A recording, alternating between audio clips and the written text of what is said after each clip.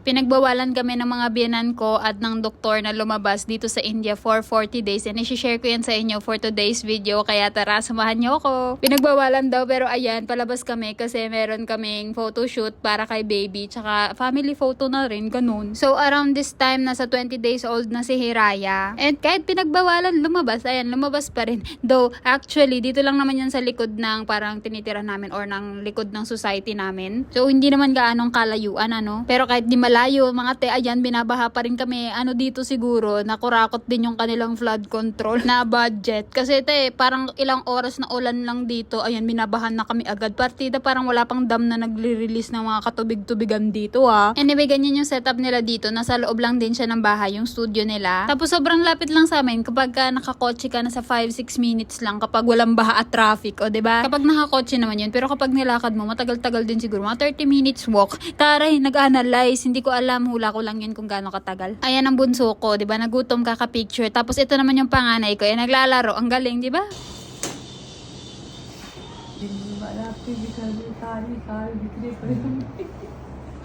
Anyway, ako, ayan, aura-aura lang muna te, kala mo ang ganda. Na parang feel na feel niya talaga. Oh, hindi naman marunong yan mag-makeup. Anyway, ayan, oh, meron ng second, parang, ano ba yan, tawag dyan? Second theme, setup. Tapos ito naman yung third na theme or setup. O, iba, nagutom na si madam, so kailangan niya dumede. Pero saglit lang naman yung photoshoot mga te, mga isang oras lang, ganun. Tapos na agad, like, sobrang bilis lang. And umuwi na rin kami agad after. Yung kanilang studio pala ay nasa loob ng subdivision. So, bongga, kasi nga bahay lang eh. Then, ayan na ang aming mumunting society. Dito kami nakatira. And commercial muna tayo. Ayan, isi-share ko sa inyo ang aking dinner for today. Ngayon yan, Saturday, September 26, 2025. O, diba? Back to the present tayo. Kasi laging delay-delay mag-upload. Nilutuan ako ng aming helper na si Shirubhaya ng burger. Pero healthier version. Kasi gawang bahay. Tapos ang patty niyan ay gawa sa, ano nga tawag dito, potato. Tapos ang ketchup namin ay homemade din. O, diba, bongga? Akala mo talaga napaka-healthy. Pero ayan, magkakape. Tama ba yan, ate girl? Ayan, at tinut-dut-dut-dut pa. Kasabay ko pala kumain ngayon si Pavan. Tapos nanonood kami ng Alice in Borderland. Kung favorite niyo yung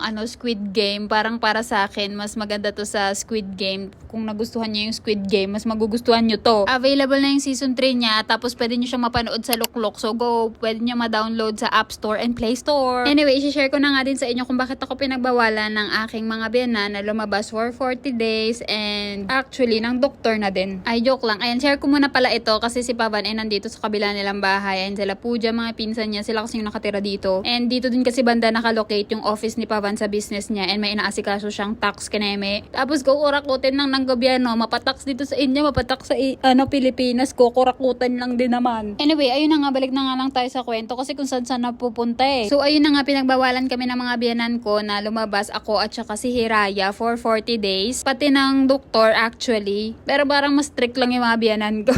Dito kasi sa India or at least dito sa lugar namin, common yung practice na kapag new mom ka or meron kang newborn, bawal kayong lumabas for 40 days kasi syempre si mommy need ng rest, tapos syempre grabe yung pinagdaanan mo, pa ere-ere ka pa doon, o di kaya kahit cesarean ka, yung cesarean mas malala yung parang recovery time niya kumpara sa tawag dito, normal, di ba? So at least man lang in that 40 days, dapat makapag-rest fully si mommy. And akala ko nga parang siya, evil eye protection lang din, ganon. Which is partly naman din true na parang isa sa reason is yung evil eye. Pero si baby din needs ang dami. Oo, madami. Need niya ng protection kasi syempre hindi pa kompleto yung kanyang vaccine. Tapos syempre sobrang fragile pa, baby ganon, kakalabas lang. So parang postpartum retreat siya. Kaya rin merong nag-i-exist na Japa maid, which is katulad nga yung maid namin dito. Japa maid siya, expert siya for newborn. And for 40 days, ayun, aalagaan niya rin pati si mommy. So hindi lang basta-basta si baby yung kanyang aalagaan, pati din si mommy. And ayun nga, para safe din si mommy at saka si baby sa mga spiritual negative energy and vibes for 40 days kasi nga yun yung mga fragile days ng both. Share ko pala, ayun yung mga friends ni Pavan, pumunta sila dito sa bahay tapos ayun may mga regalo sila para kay Hiraya. O diba sobrang sweet? Sana all. Yung doctor ko naman or yung OB ko, sabi niya na bawal lumabas for 6 weeks, which is parang equivalent din siya nung 40 days kasi in total 42 days yung 6 weeks Ang reason naman nun is uterus healing, ganyan. Syempre syempre, after birth,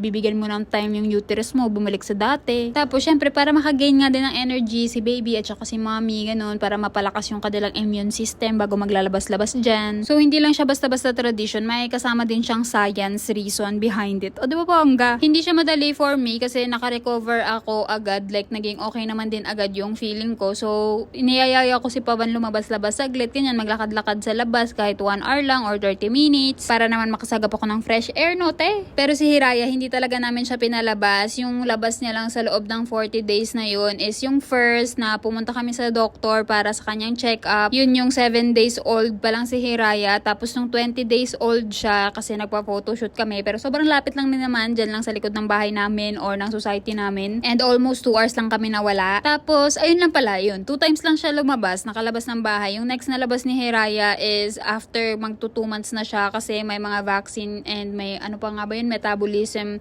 screening test siya, ganyan. So ayun, bali 2 times lang pala nakalabas si Hiraya sa loob ng 40 days na yun. And nung ika 41 days niya, ayun, doon na kami nag-start na i-stroller or ilakad-lakad siya sa labas ng society. Ang labas ng society, dito lang sa loob ng society namin. Labas ng bahay to be exact, pero sa loob pa rin ng society, dito naglalakad-lakad kami para naman makasagap siya ng fresh air, ganun. Kasi usually nagpapaaraw kami kay Hiraya dito lang sa balcony. And ayan pala, may in-order ako na dress. Traditional na Indian dress siya. Hindi ko alam kung saan ko gagamitin yan para kay Hiraya, pero binili ko na. Tapos medyo malaki-laki siya. Parang 0 to 3 months pero hindi pa rin kasya sa kanya. Ang lit-lit kasi ng anak ko, te. But ayan, super duper cute. Like sobrang na-inlove ako sa kulay. Ang cute. Di ko alam kung kailan niya yan masusuot, but malay mo. Or baka this upcoming mga festival, ayan, bibihis-bihisan ko na lang siya ng cute-cute na ganyan. So anyway, anong natutunan ko dun sa 40 days? 40 days na bawal lumabas, kineme. Yung tradition is minsan hindi lang siya basta-basta paniniwala. Meron ding science behind it. So,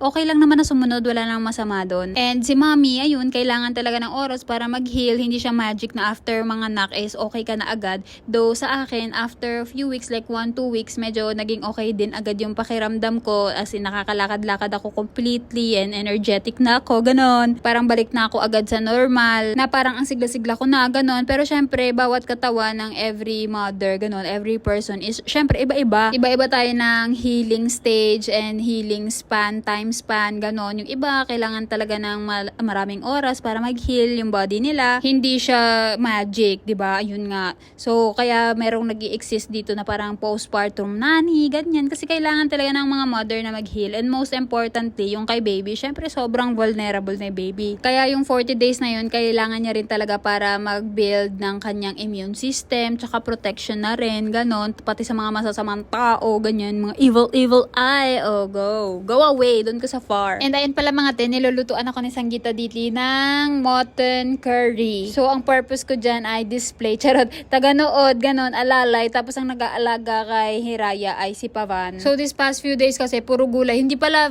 few days lang, few weeks na din, na puro gulay-gulay yung aming ulam. So, sabi ko kay Sanggita Didi na gusto ko naman ng meat or like mutton, ganon, or chicken, ganyan, na ulam. So, sabi niya, magaling daw siya magluto ng mutton na meat. So, ayun, sabi ko, pinagbigyan ko, go, magluto ka dyan. Charot, siya nag-request na siya magluluto. Tapos, dalawa lang naman kami kakain kasi hindi naman kakain yan si Pavan. So, ang ending ay ang niluluto niya is para sa aming dalawa lang naman. Kasi, yung aking sister-in-law at mother-in-law, hindi sila kumakain ng meat. So, sila ay vegetarian. Tapos, si Pavan naman ay healthy living. Ayaw niya ng mga ganyan na sobrang daming oil, sobrang daming masala, ganon. Hindi yan siya kakain. Tapos, yung akin namang brother-in-law at ang aking father-in-law, iba naman din yung kinakain nila. Though, hindi sila vegetarian. So, ayun, dito sa bahay namin, iba-iba kami ng kinakain. Zarja cooked lamb for us.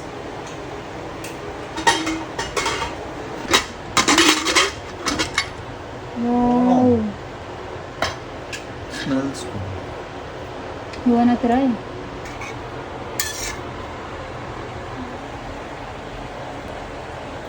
Good.